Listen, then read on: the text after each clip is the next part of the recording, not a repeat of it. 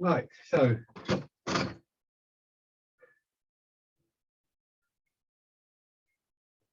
my usual beginning sort of process.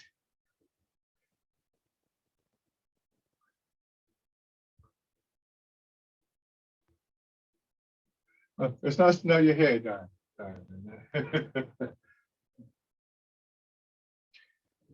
Feet 2 widths apart.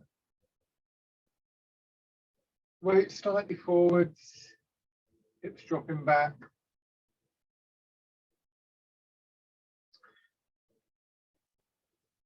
Sitting in our hips. So this process, this dropping down, should give you a feeling of a freer movement in your hips. And I think this is one of the sort of characteristics of Tai Chi, this freer movement, this spacious quality within the body. One that we really do try and cultivate. And not just the body, but the mind as well, because the focus of your attention into your posture, into your movement, will help your thoughts to just quieten. You know, there's a lot going on for us all in our lives, isn't there? And lots of details and things like that. There's nothing wrong with that inherently. But what does happen is you can feel a bit overwhelmed by it sometimes. There's so many things to do. And sometimes you write out a list and that helps and things like that. Just taking a step back is always a very useful thing to do. And learning how to take that step back. And I think, you know, Tai Chi offers us a pathway for doing that.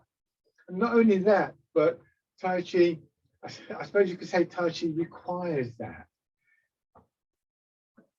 So phrases like, you know, seeking the stillness within the movement are common in Tai Chi. That quieter, stiller quality is always much desired.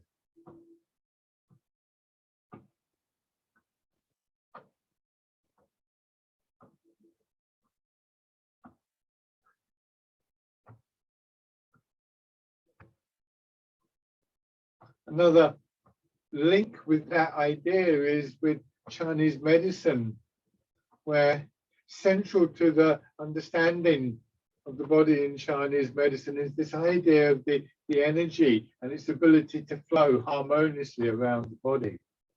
And it won't do that. You know, if you're tightened in, that blocks the flow of the energy. And in Chinese medicine, that harmonious flow, or the absence of it rather, is always associated with some kind of health problem, you know, mental or physical or whatever. So it may not be the cause of it, but it's always associated. And so one of the primary aims in Tai Chi, in Chinese medicine, like acupuncture, for instance, and Tai Chi, is to restore that flow as a process of healing.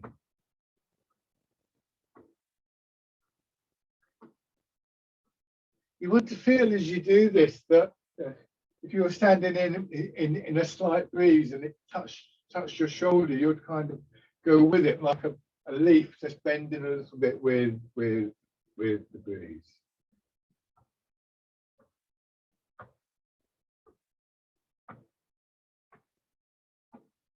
And then inevitably, we want to fill in the space. So it's very tempting always to begin to sort of strain, and particularly when we think about qualities like the internal strength. We think, oh, right, I'm going to sort of tighten the muscles or something like that. But that's totally the wrong thing to do from a Tai Chi perspective. We develop that stronger feeling, that more connected feeling, through the agency of the mind to a large extent, then just raising the arms. So by using imagery like moving through water, for instance, we gradually develop quality sometimes referred to as Jin. I think in a way, the term internal strength is a bit unfortunate because it evokes for us the idea of the kind of bulging muscles and so on and so forth. And it really is quite different in Tai Chi.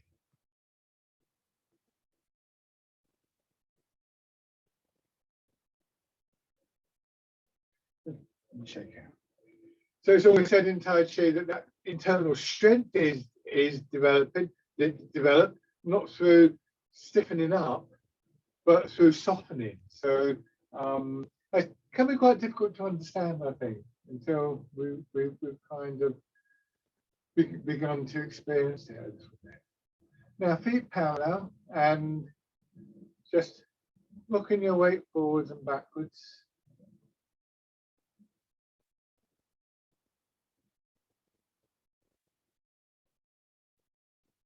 Feeling the muscles in the arch of your foot, sort of able to, I don't know quite how to describe it. They sort of adapt. It's a bit hard to work out what they do, but there's movement there. So almost like the arch of your foot is being very gently massaged.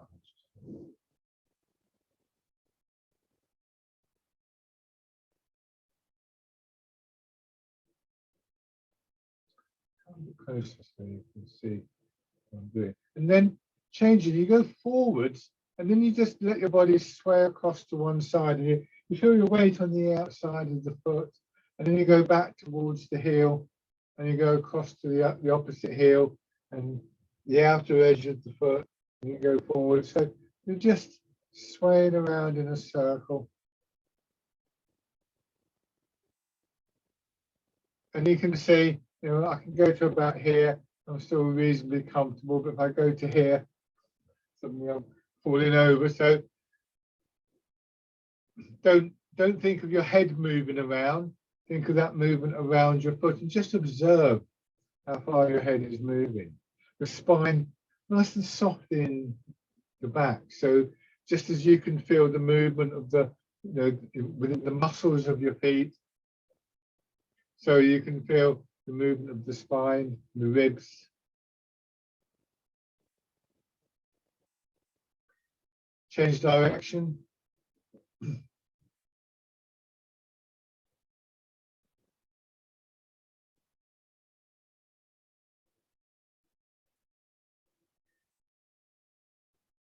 And then just slowly make it a smaller circle so it becomes a spiral, like water draining down a plug hole.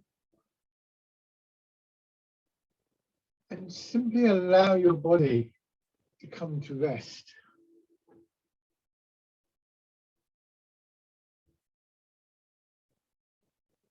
Now, that's one way of finding that sense of equilibrium in the body, that place in your foot where you've got a sense of neutrality. You might find it's not where you expected it to be. So this is where your body has arrived. So you don't want to get into a fight with your body and say it's wrong. But what you might want to do, and this takes a while to develop. Say you're in the middle of the arch of your foot, and what you do is you just angle forward slightly, letting the hips drop back. Now that may not be comfortable for you at the moment because it does take a while for the body to condition to that. So don't force yourself to stay in that position. Your hips drop back a little bit more and push up. Notice the downward push here. You push down through your feet for your hips and your shoulders to go up.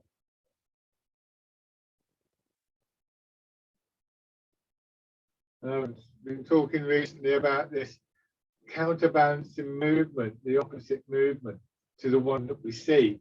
It's actually generally the case in these arts that that's the important movement, not the one that you see, which is usually to do with the arts. Well, not the important one, but that's the first thing you should be focusing on and trying to feel. Because if you get that, then the arms will be correct. So here, we don't think about lifting our hands up. We think about pushing the feet down and the hands start to move. And we begin to develop that sense of expansion and contraction in the upper body. And it can feel like a wave coming up through your body. And as that wave fills your upper body, it pushes your elbows out. And now the hands are moving. And that's quite a different thing to sort of standing there and going, oh, he's moving his arms up and down, if you see what I mean. So gradually what we want to do is to develop this way of learning the movements. You will always get attracted to the arms, in my experience. I know I do. And it's not that we don't want to take them into account. It's just it's not the first place you should be looking.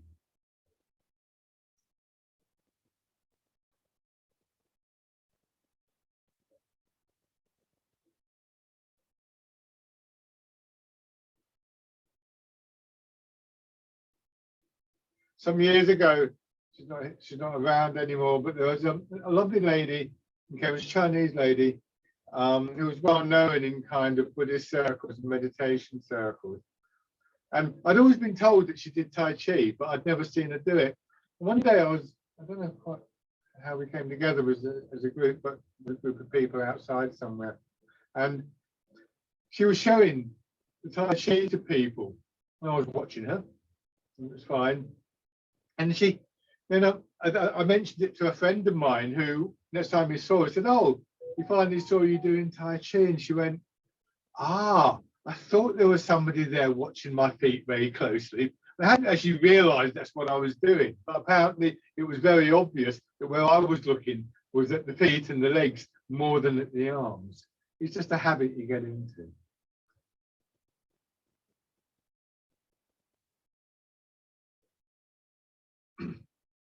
And then change into the wild goose.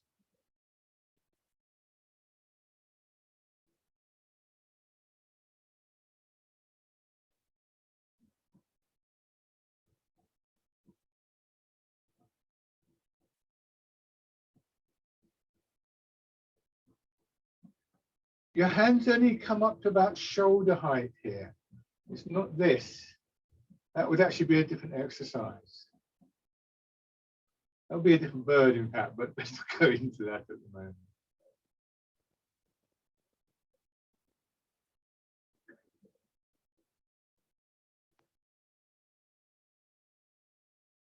And then part in the clouds.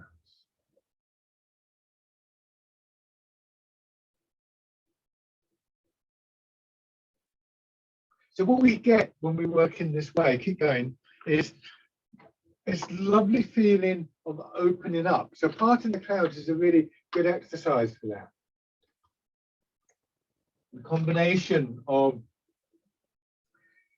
the arms going up, but also the smoothness of the movement and the way we create the movement. This is just a lovely sort of opening quality, and going back to that quality of spaciousness is a good exercise for appreciating that both within your body, but also in the area around you. Now, dragon plucks the stars from the sky.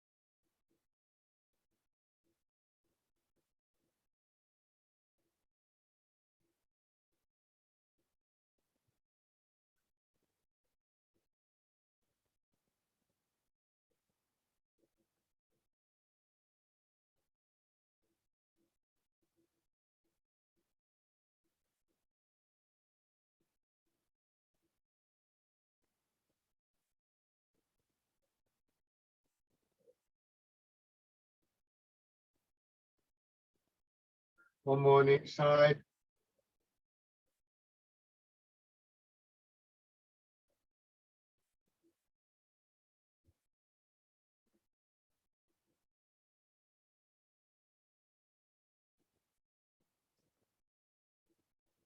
And then pushing in 4 directions. Actually, no, don't go straight into push. Let's just do the 2 directions, up and sideways. And when you push out, and indeed when you push up, make sure your hands are slightly in front of your body. It's always tempting to do that, but if you did that, or if when you push your hands up, you see they're there. If you do that, you'll feel your back tighten up, so it's there. And then if you push out sideways there, if you bring your hands behind, you'll feel again a tightening both front and back.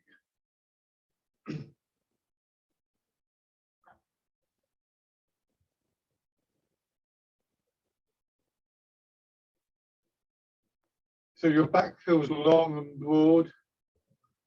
The front almost hanging from back. And so not tight around here, not pulling your belly in, not tightening your chest. So space for the internal movement. Now, when we turn, we need to keep that. So push out, and then you turn a little bit in your hips. You're not doing anything different with your hands. If you could take a line from your shoulder, your hands will still be slightly in front. And you're turning from here, from the middle of the body. Don't do this. Don't twist your back around there. And they'll actually falling over. And listen very carefully to your body. Do the turn again. And you'll realize when you're beginning to get that tightening.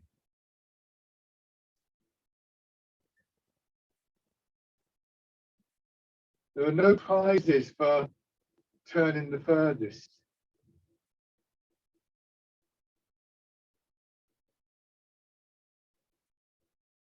In fact, it's often said in Tai Chi that as you develop in Tai Chi, you move less.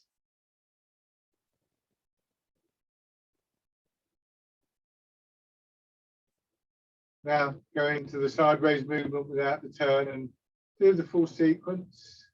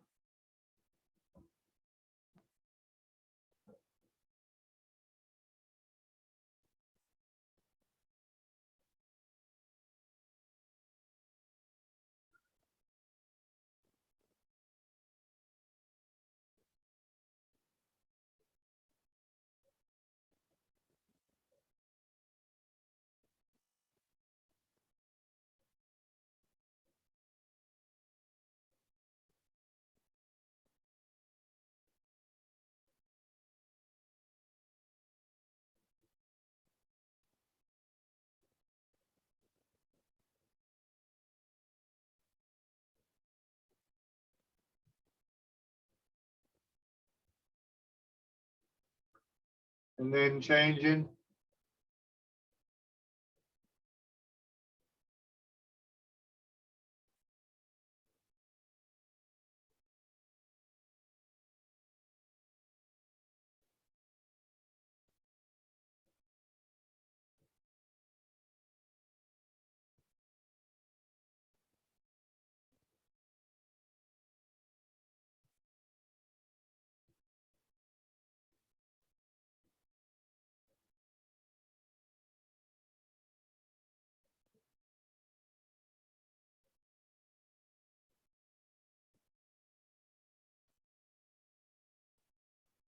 And with that same care and attention, if it's comfortable for you, add in the turn.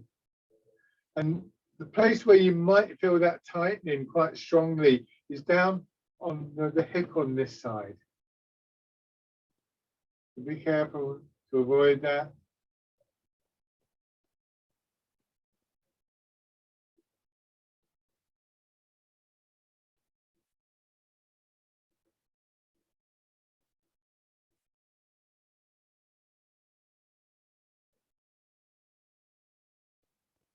And then switch sides.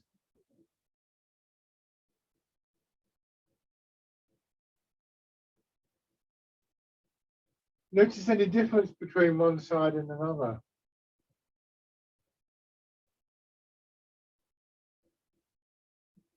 There's often that difference, so you may have more or less movement on this side.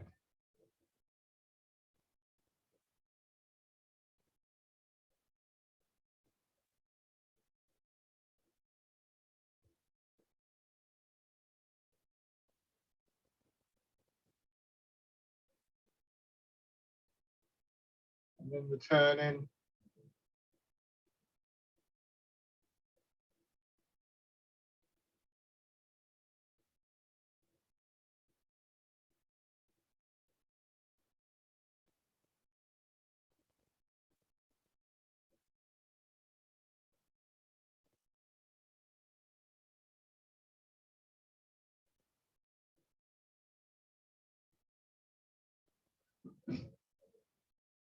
So both that idea of keeping the space and recognizing the sort of counterbalancing movement are very important in this exercise, rowing a boat in the middle of the lake.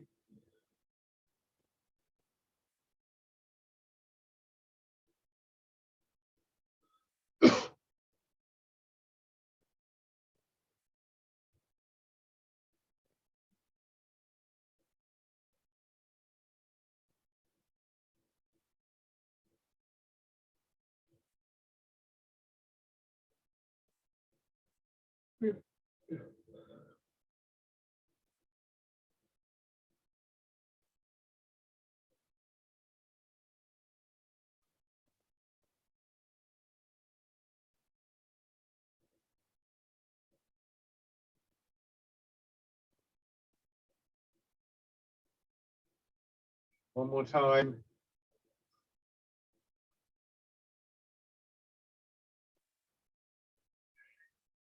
There.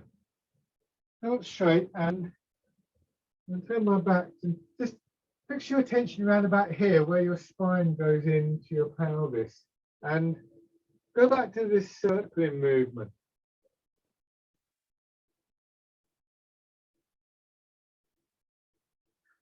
So what you can feel when you do that is that point where at the back of the pelvis is now moving around in a circle.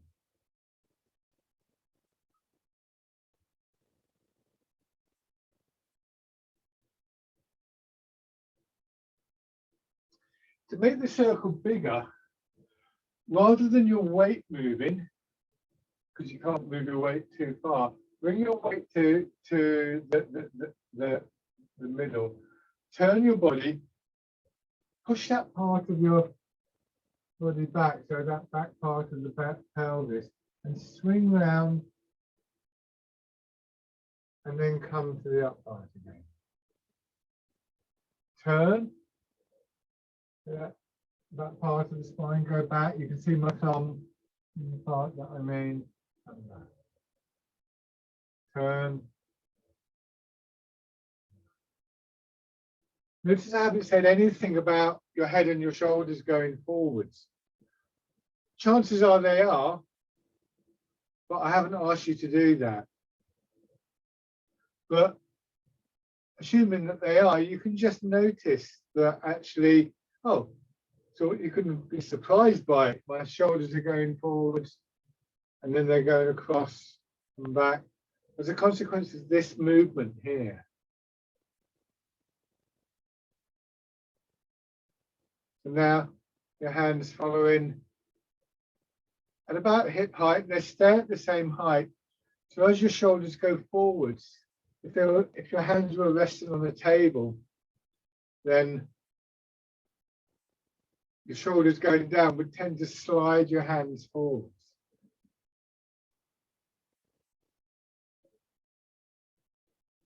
At no point if I ask you to try to move your hands in a broad circle.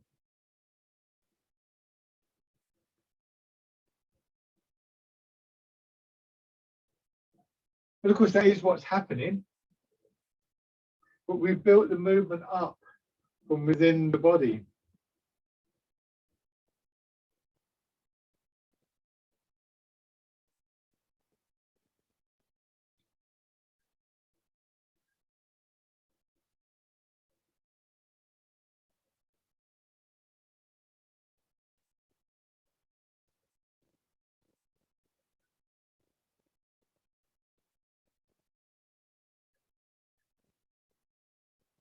One more time.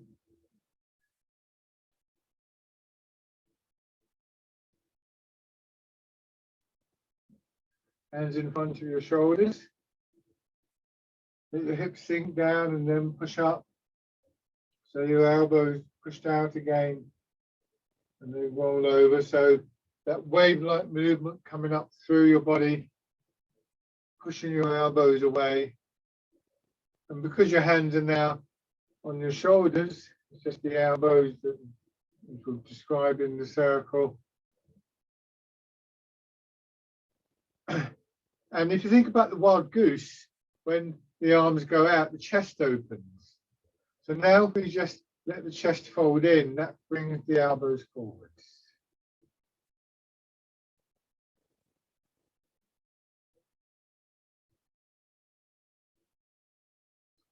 Now you can actually fix your attention on that little spot at the bottom of the spine again. And what you're going to do is you're going to turn in that spot. You're going to move that spot over to one leg.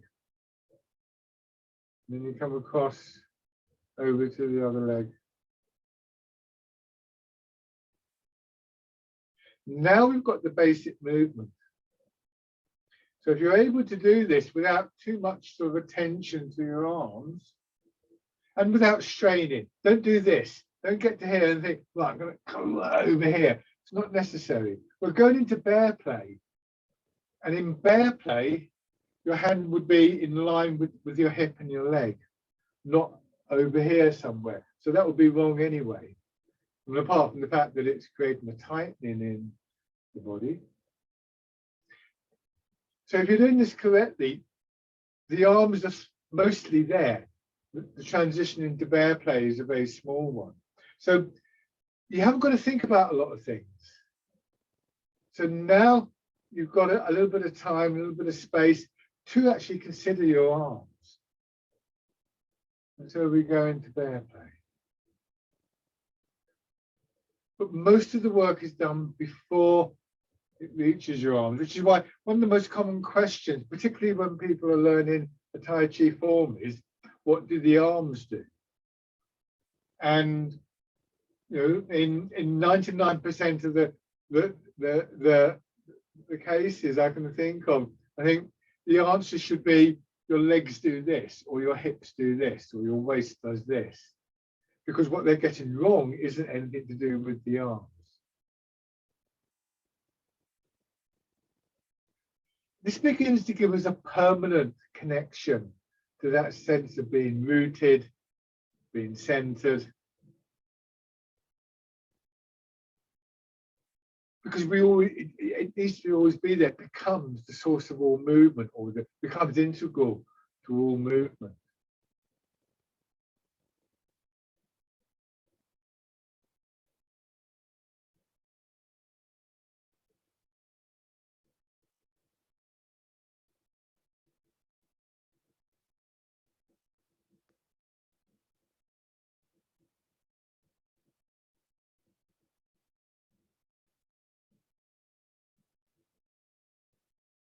Good.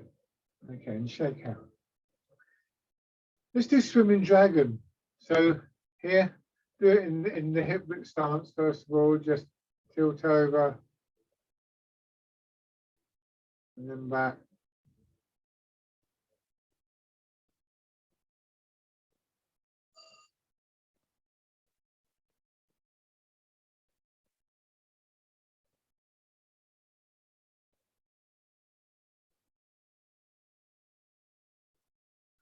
So if I use a pole, that represents the center line when I'm standing like this. When I move around it, I suppose in a sense, what you want is this distance here from the pole to the hip to be about the same as the distance from the pole to the outer edge of your head. In other words, don't do this because that breaks the connection, and don't do this because that breaks the connection. So it's a smooth curve. The curve is really important. Architects go on about the curve quite a lot when they're designing certain types of building. The curve has got to be just the right amount of curvature and not too much and not too little to have the strength. They see it a little bit easier, feet together. Have your feet together if you're just be very careful. It's very easy to lose balance. You're not turning. Some of you seem to be doing this. You're facing straight on all the time with this. It's a sideways movement.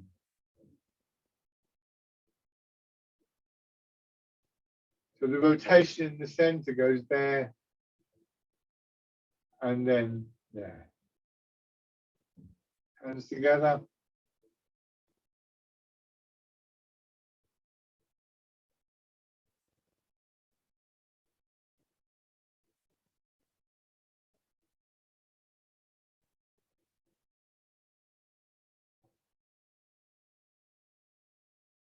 And then dropping down, seeing if you can drop down far enough for your hands to come under the lower dantian.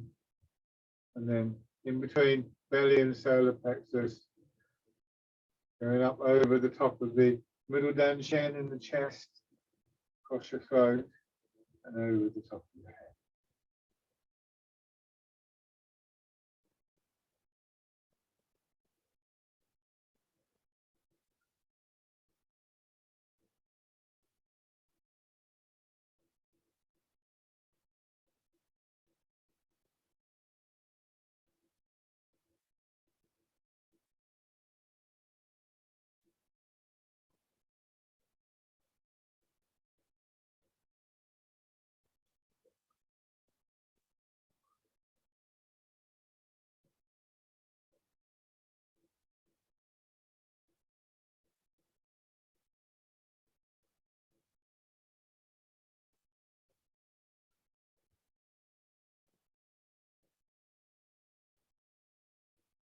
And then back the other way.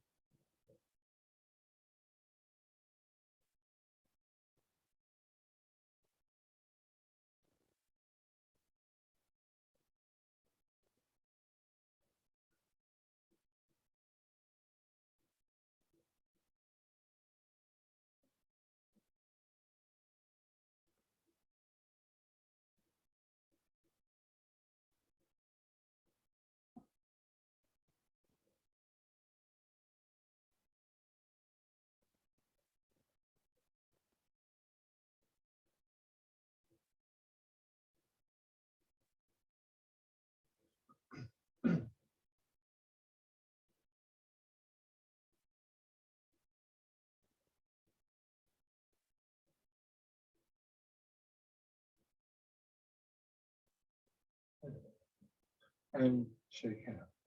Let me just clarify a little bit about the movement in the center. In Chen style Tai Chi, they say that there are 3 planes of movement, three types of circle.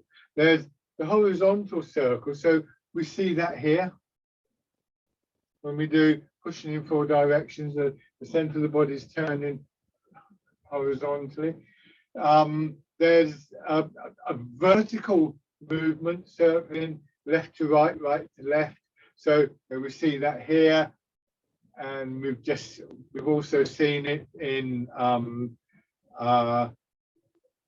Swimming Dragon just a few moments ago. And the third one is a vertical circle, but forwards and backwards. And we see that, for instance, here. If you look at my arm here, doing fisherman cast the net, it's actually part of a circle. If I just carried on through the circle, that would be forwards and backwards. So those three movements, quite often you will find that there's one dominant movement, but it's not unusual to find that there are elements of the other ones as well. We learn about it by doing big movements, but actually it's a very internalized process. And it's almost like, I sometimes imagine it a bit like, you know, Russian dolls. You get a doll within a doll within a doll. It's almost like Russian balls. Like you have a big ball and a smaller ball inside, and each ball is capable of rotating on a different plane. So at least some of the movements that we do combine different elements of those circles. Here, for instance, in circling palms, there's left to right vertical circle, and then there's a horizontal circle. Yeah, so on and so forth. So it isn't always the case that we're going to turn like this, but it is always the case that there is some kind of connection to some kind of movement in the lower dantian. Even if you can't see it, it's there, or it should be there. If it isn't, then you've lost that sense of being centered. Now put one foot forwards and transferring your weight.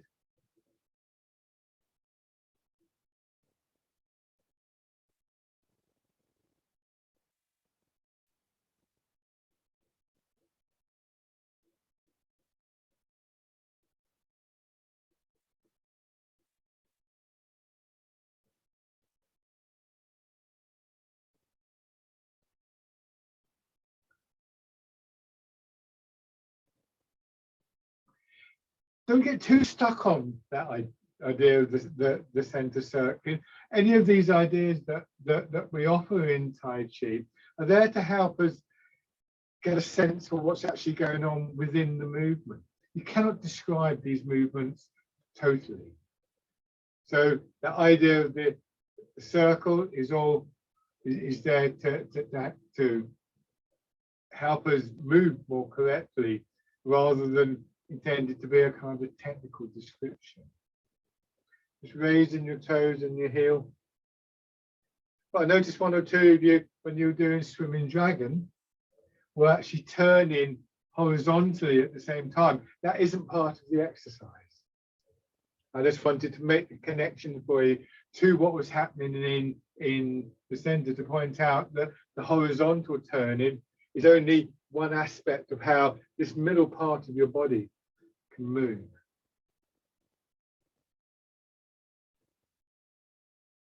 There's another way to describe it. It would be three-dimensional. We pick a particular dimension. Now bringing your foot in. Now this too, if I exaggerate, if I turn my body so I'm pointing towards the foot that I'm standing on, I extend my foot and I turn. Oops, I fall over in fact. I turn, and what I've done is I've described a circle here. I can do the same thing here. This is exaggerated, so why it's a bit wobbly, but there, that too is a part of a circle. So it's not only the upper body that is moved by this hub in the middle of the body, it's also the legs.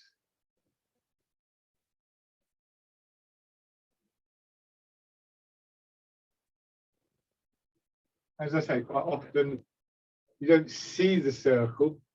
You saw what happened when I moved too far. It's like, oh, I'm all over the place. But you want to be able to feel it.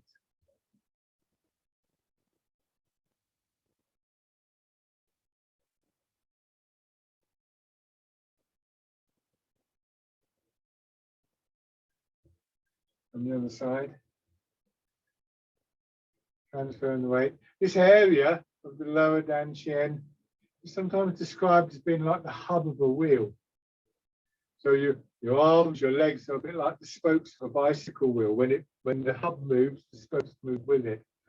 But it's a bicycle wheel only moves in 2 dimensions. It's kind of fairly flat. You could imagine a 3-dimensional bicycle wheel that would go all over the place, the spokes coming out of it. It'll be murder to right, but it'll be a really good image of Tai Chi.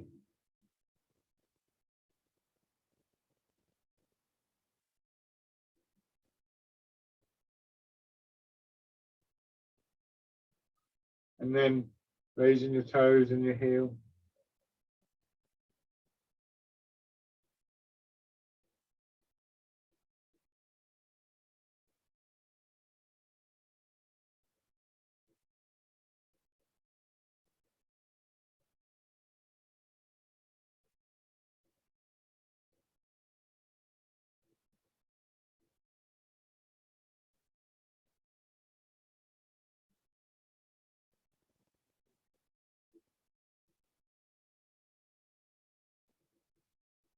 Step in.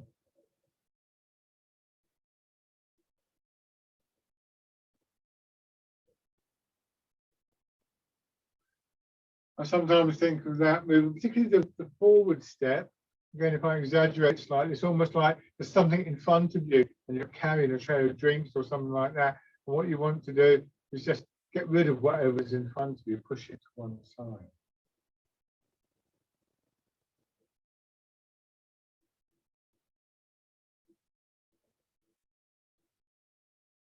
And then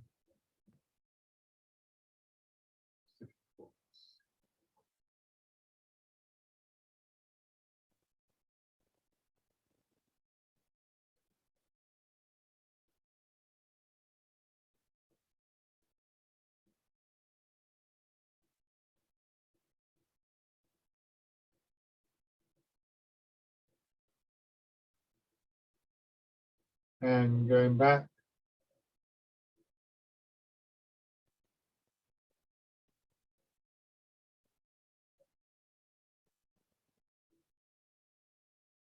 And this helps us to maintain the hip width that we generally look for in the stance. And those of you who are learning the Tai Chi form, this is a really valuable exercise. Bring your feet down. Because it's the foundation for pretty much everything that we do in the forms. Okay, so have your right foot forward, mirror my movements. Sink back, turn your hands forwards, bird folds its wings.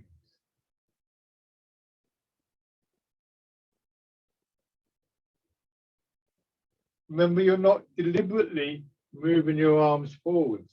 The hands here are slightly behind your hip and here slightly in front.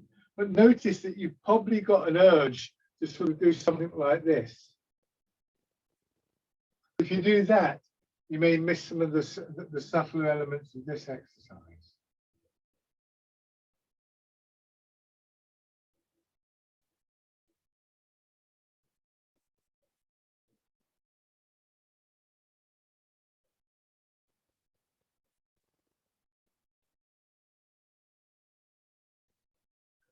Another way of thinking of this, I come closer so you can see, you might be able to see what my feet are doing, is there. So there, you think of your middle finger, when my hands are hanging down, my middle finger points down towards my ankle bone. The rotation swivels around the middle finger in that sense.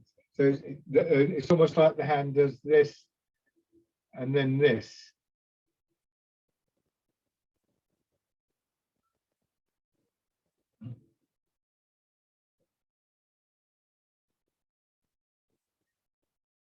When we make the change to fisherman cast a net, which we're doing now, so go forwards and then just let the hands face backwards. The first few times, your hands barely move more than they were before, independently.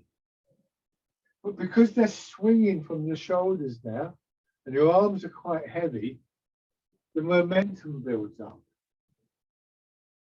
And as always, it's supplemented by these movements and these changes in the upper part of the body, the opening and closing of the chest, and so on and so forth.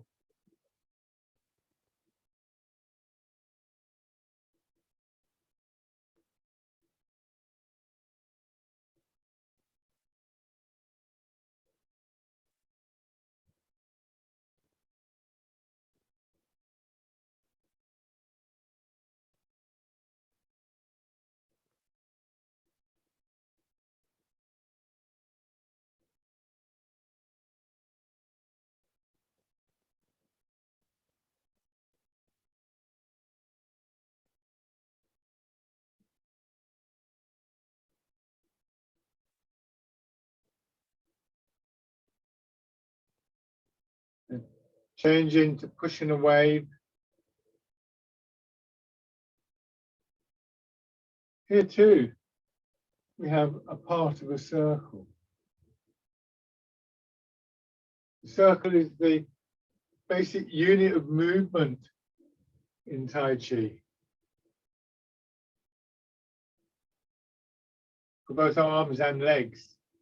And it's a very natural unit because both arms and legs are attached at one end and not at the other, as a rule. So you get a conch on a piece of string and you wave it from side to side and it will eventually go into a circle without you having to do anything more.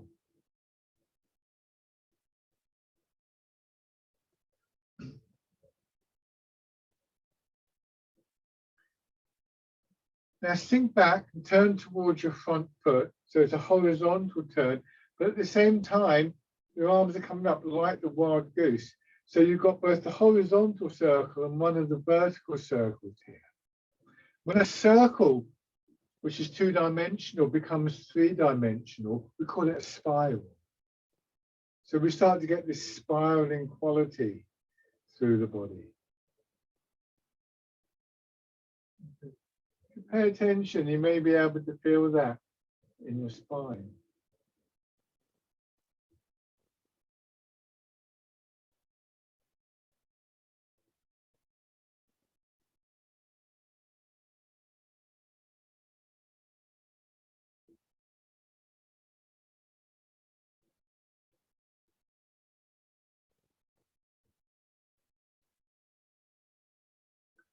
Now, the heel coming up, toes coming up, because the source of the spiral is the center of your body, the lower dantian, and we know how that affects both arms and legs and other areas of your body, of course. So don't think of this as being two movements or three movements or something like that. You turn, that helps your weight to move, it moves your arms and it moves your foot, and you can step in. One movement in the center of your body. So this really encourages a focus of attention into that central area, that area which is quieter and more spacious.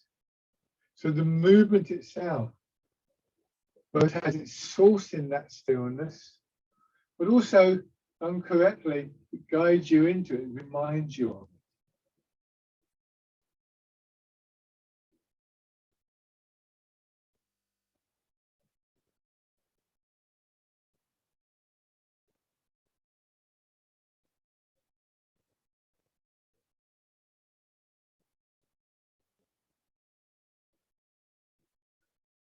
Good. And shake out. Put your left foot forward. So let's start that process over again.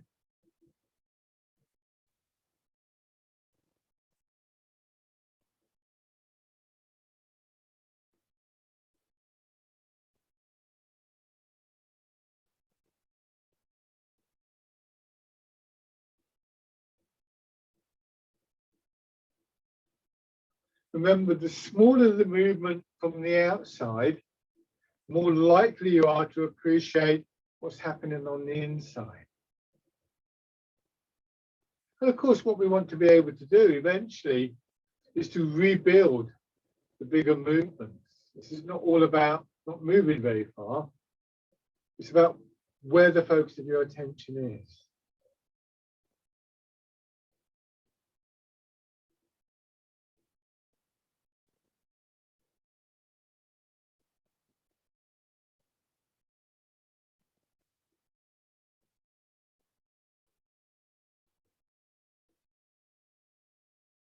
And then fisherman castanet.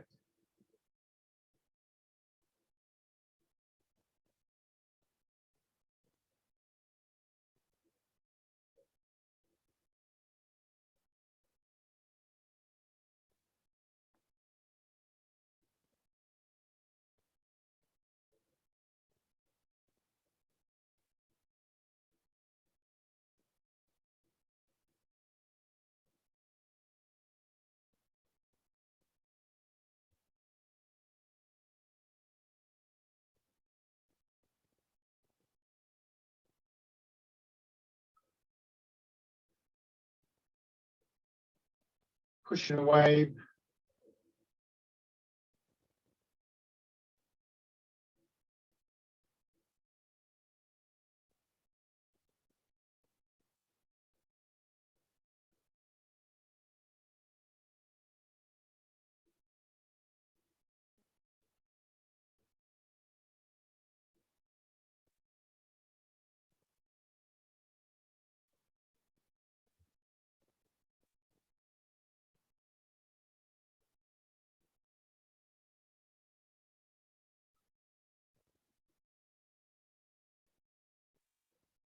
And then wind blows the willows, going back and turning, spiraling.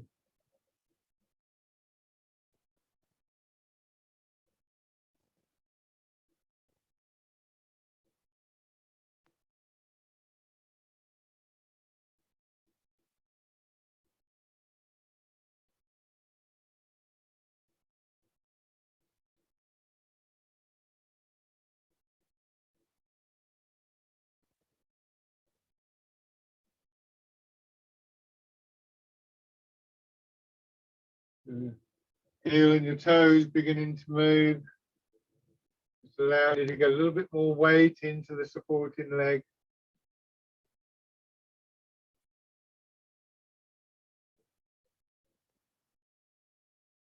And then stepping.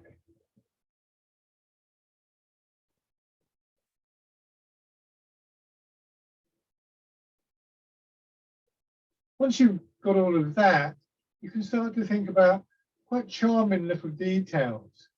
Notice how, I'll exaggerate this just a little bit. You know, my hands and my foot go up together. The foot extends, they go down together. So you can start to sort of work with those kind of qualities, because you no longer have to sort of think, oh, is it left or right or whatever. Your body is doing the movement for you. We're moving with the natural patterns of movement in the body. We're not working against those. This is not like, say, something like isometrics. This is all about harmony.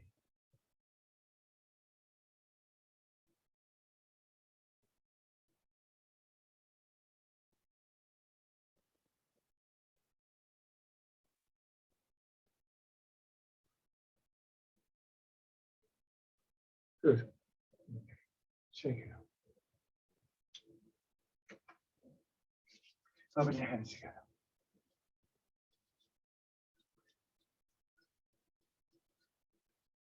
Tapping over your face.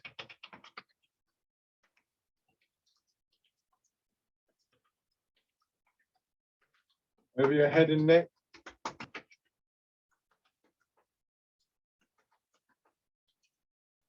And to one shoulder.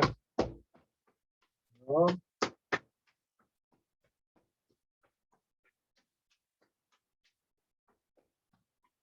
The other side.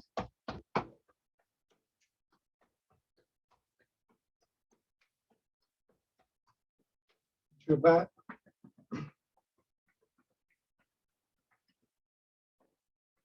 Around your hips.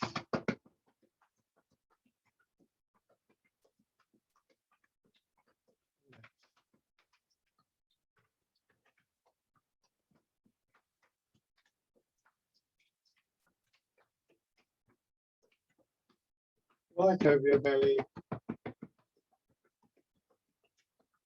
Left part of your chest. So coming as always to Embrace Tiger, Return to Mountain. Now, I've used the phrase seeking the stillness in the movement a lot. For me, it's a really important sort of maxim in Tai Chi. But we could take another view of this and actually let the movement help us to find that center rather than actively seeking. Just observe the movement, and particularly a movement like Embrace Tiger, but really all the movements will eventually bring you back there. So just sinking down, pushing up, but just see if you can feel that the way that there's a kind of inevitability that you will come back that more centered quality.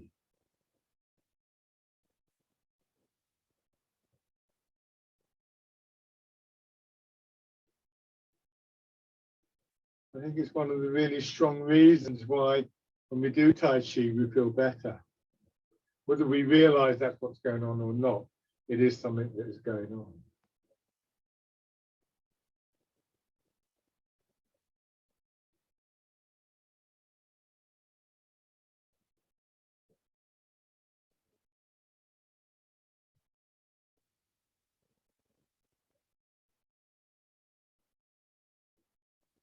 One more time.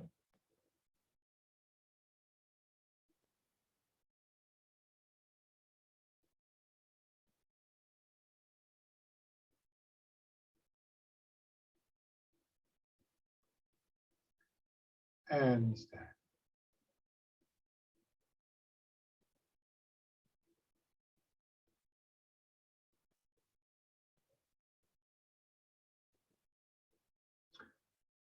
Good. Shake out. Thank you very much, everybody. Do shout out if you have any questions.